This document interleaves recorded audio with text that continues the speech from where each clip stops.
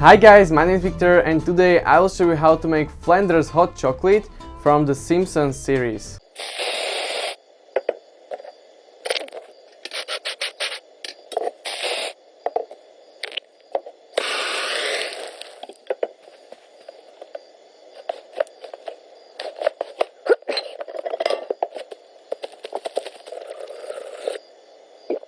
Oh my god.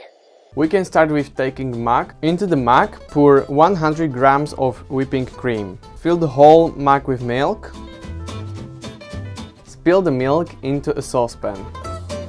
Start heating the milk. Add 20 grams of chocolate for cooking, 1 teaspoon of cocoa powder, and 1 tablespoon of white sugar.